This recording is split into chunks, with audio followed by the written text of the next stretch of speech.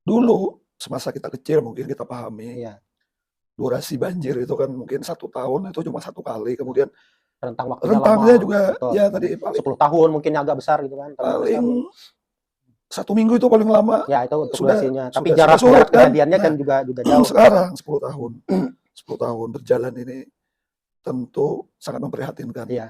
Nah, Nah, ini yang ini sebenarnya artinya upaya apa yang kita nah, yang betul kita Kak Ji. harus ini Ini sebetulnya yang kita yang yang bangun. yang yang per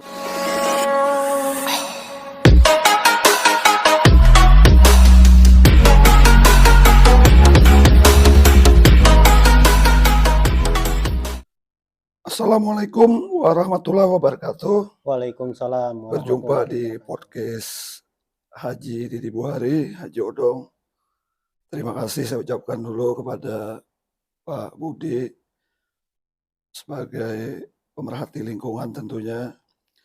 Eh, Kita malam ini ingin mengupas lebih jauh terkait situasi lingkungan yang menyangkut beberapa wilayah pada wilayah hulu sungai tentunya, yang berdampak pada banjir, yang durasi banjir mungkin tidak hanya 1-2 hari, bahkan sampai berbulan-bulan. Di sini saya coba ingin menggali melalui Pak Budi juga mungkin sudah aktif lama di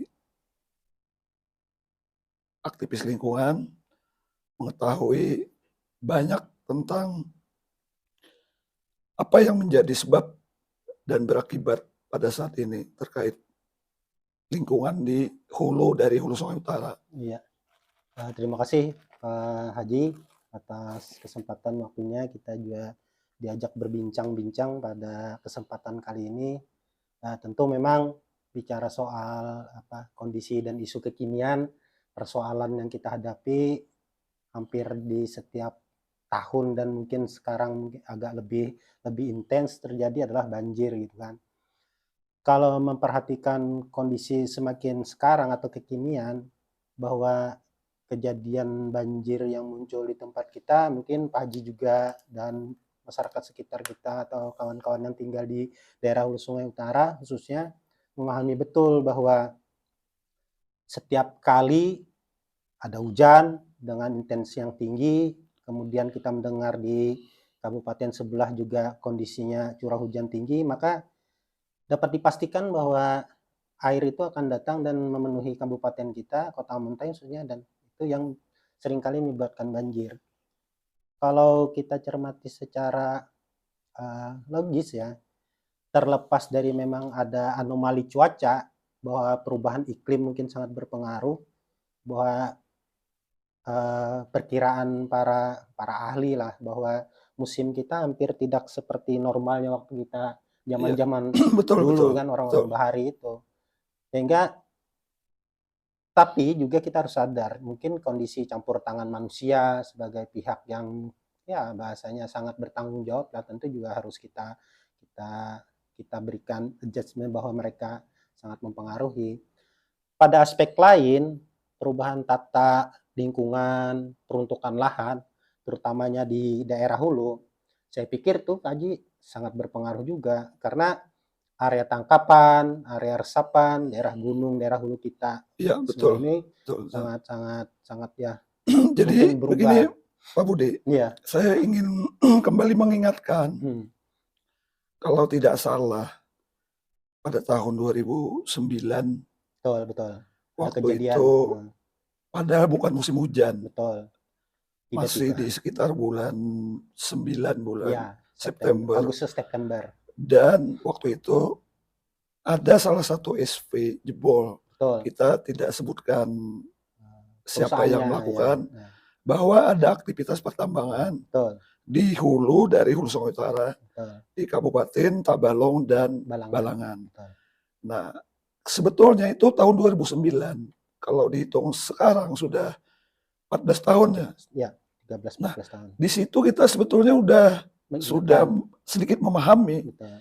bahwa kok tidak musim hujan Tetapi bisa air banjir. bisa datang Betul. dengan pencemaran lagi waktu Betul, itu. betul. Artinya bahwa memang tadi ada campur tangan manusia, Ya, apalagi dengan maraknya pertambangan, kemudian juga perkebunan. adanya industri, Ya, alih-alih pabrik-pabrik fungsi di lahan hulu lah sana. seperti itu, betul. Nah, sementara mungkin ini kan sudah 14 tahun nih. Betul. Dulu semasa kita kecil mungkin kita pahami Iya. durasi banjir itu kan mungkin 1 tahun itu cuma 1 kali, Nah, kemudian rentang waktunya rentangnya lama. juga Betul, ya lama. tadi paling 10 tahun mungkinnya agak besar gitu kan, atau 15 paling tahun. 1 minggu itu paling lama Ya, itu untuk sudah durasinya. Tapi sudah jarak surut kan. kejadiannya kan Nah, juga jauh. sekarang 10 tahun 10 tahun berjalan ini tentu sangat memprihatinkan. Iya. Nah, Nah, ini yang ini sebenarnya artinya upaya apa yang nah, betul kita Pak Haji. harus Ini sebetulnya kita bangun. yang perlu jadi pemikiran bersama lah. Kalau kita melihat bahwa kejadian dulu artinya Ya, kan banjir itu sudah kita deteksi bahwa ada persoalan tata kelola lahan akibat misalnya kan pertambangan atau perkebunan alih fungsi dulu. Kemudian di kitanya dampaknya banjir setiap waktu. Artinya butuh strategi dan pendekatan metodologi seperti apa oleh semua pihak gitu kan, untuk bisa memastikan bahwa kejadian ini tidak terlalu berulang gitu kan. betul betul Nah, betul. kalau misalnya Haji punya gagasan, kalau saya sih berpikirnya seperti ini, selain memang bahwa kondisi banjir karena faktor cuaca tadilah yang anomali, nah faktor alam yang diakibatkan oleh manusia ini yang perlu kita kontrol, sampai sejauh mana misalnya pengawasan terhadap aktivitas tambang dan perkebunan di hulu, bagaimana reboisasi reklamasi lahannya. Nah, kemudian pada aspek lain, saya pikir juga di daerah hilir seperti kita HSU, ada tindakan nyata dari pemerintah lah dalam hal ini untuk menjamin bahwa kejadian-kejadian ini jangan sampailah ibaratnya berulang dalam waktu yang cepat. Nah, Haji pasti juga berpikir bahwa kalau menurut Haji itu kan, apakah hanya cukup kita menangani persoalannya dengan ketika banjir, nanti kita siring, kita dek misalnya untuk menahan jangan laju, Ya, kan itu. kalau Nah, menurut pemahaman saya sebetulnya kita tidak bisa melihat artinya parsial seperti itu kan. betul, iya, Artinya begitu kita ingin menangani, kita harus membangun kompromi istilah itu. iya, ada Artinya koordinasi lah kan, ada lintas koordinasi, ada stakeholder. penggagas, Hmm. apa istilah inisiator untuk memperbaiki semua ini. Nah, tapi yang menjadi persoalan kita juga harus mundur sedikit ke belakang Hmm. terkait izin-izin. Nah, di sini Nah, kan artinya apakah ada komitmen pemerintah daerah, pemerintah provinsi, pemerintah pusat hmm, untuk moratorium sementara. ya meninjau Artinya ulang kan. tidak lagi menerbitkan KP atau izin-izin lainnya yang sehingga Iya, nantinya juga akan mempersulit kita untuk betul. menangani. Nah, Artinya kan seperti yang saya seperti itu sampaikan, Pak Budi. betul, seperti yang saya sampaikan artinya ada campur tangan untuk kita bagaimana mengkondisikan Terkait yang kekuasaan dan ya kebijakan. akibat proses yang timbul karena manusia itu mungkin bisa dikontrol dengan kebijakan, pengawasan kan seperti itu. Termasuk kayak Pak Haji tadi bilang bahwa itu perlu ada moratorium gitu kan atau peninjauan kembali. Nah, kalau pada aspek itu kita pikir inilah tantangan yang harus dilakukan oleh koordinasi pimpinan daerah. Nah, pada aspek yang lain, misalnya pada lingkungan kita di daerah sendiri sebagai daerah yang terdampak, ya ini butuh apa ya lah, butuh ada strategi yang cukup apa kalau orang bilang tuh harus sporadis juga oleh pemerintah daerah. Jangan hanya menunggu bahwa persoalannya karena kita nih kiriman, tapi tidak ada tindakan lain. Artinya inisiatif kayak Pak Haji bilang tadi harus dilakukan oleh mereka-mereka yang memiliki kewenangan. Jadi Ini yang harus kita betul. lihat.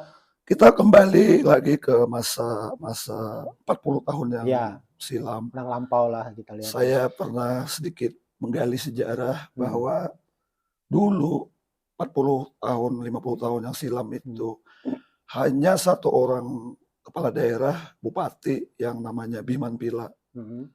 Pernah Latar melakukan belakang inilah. beliau kan Ya. dari